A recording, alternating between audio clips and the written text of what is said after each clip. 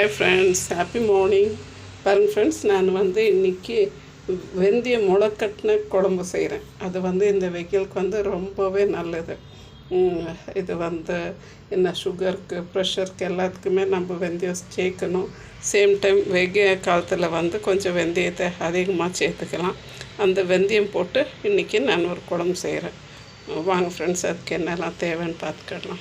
பாருங்கள் ஃப்ரெண்ட்ஸ், நான் நல்லா ஒரு குழிக்கரண்டி அளவுக்கு நல்லெண்ணெய் ஊற்றி வச்சுருக்கேன். நான் எல்லாத்துக்குமே மோஸ்ட்லி நல்லெண்ணெய் தான் யூஸ் பண்ணுவேன். உங்களுடைய சாய்ஸ் என்ன எண்ணெய் யூஸ் பண்ணுறீங்க அதை பண்ணிக்கோங்க. பாருங்கள் ஃப்ரெண்ட்ஸ், நான் இப்போ எண்ணெயில் வெங்காயமும், சின்ன வெங்காயம் அது ஒரு 10-15 வெங்காயம் எடுத்தேன். அதே மாதிரி பூண்டு, ஒரு பெரிய பூண்டு 2 பூண்டு எடுத்து உரித்து போட்டிருக்கேன். அந்த வெங்காயம் பூண்டு வதங்கும் போதே பாருங்கள், நான் முளைக்கட்டின வெந்தயம் இதையும் இதில் போட்டு வதக்கி எடுத்துடலாம். அந்த எண்ணெயிலேயே வதக்கிக்கணும். அந்த வெந்தயம் இந்த எண்ணெயில் வதங்கிறது ஸ்மெல் சூப்பராக இருக்குது. இந்த வெந்தய குழம்பு கசக்கவே கசக்காது.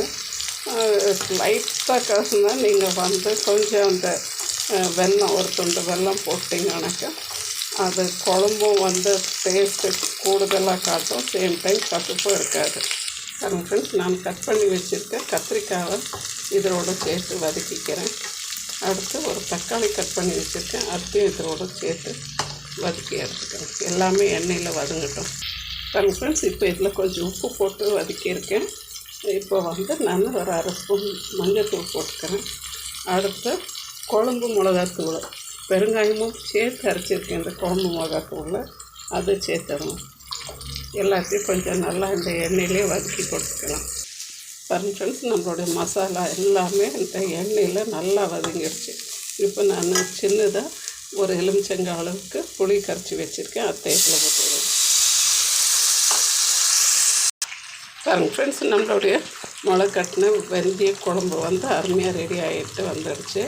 இன்னும் இப்போ இதுக்கு நான் கொஞ்சம் நாட்டு சர்க்கரை, ஒரு 1/2 ஸ்பூன் அளவுக்கு நாட்டு சர்க்கரை, வெல்லம் இல்லை சர்க்கரை எதனாலும் போட்டுடலாம்.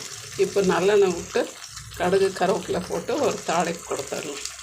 பாருங்கள் ஃப்ரெண்ட்ஸ், உங்களுக்கு இந்த குழம்பு நிறைய வேணும்னு நினச்சிங்கன்னா நீங்கள் தனி தேங்காவை அரைச்சி ஊற்றிக்கலாம், இல்லை தேங்காய் பாலும் எடுத்து ஊற்றிக்கலாம். எனக்கு இது கொஞ்சம் போதும். நாங்கள் கெட்டியாக தான் அந்த சாதத்தில் பிசைஞ்சு சாப்பிடுவோம். அதனால் எனக்கு இந்த அளவுக்கு போதும். இப்போ நான் நல்லெண்ணெய் விட்டு தாளிச்சிருக்கிற இந்த எண்ணெயை ஊற்றிடுறேன்.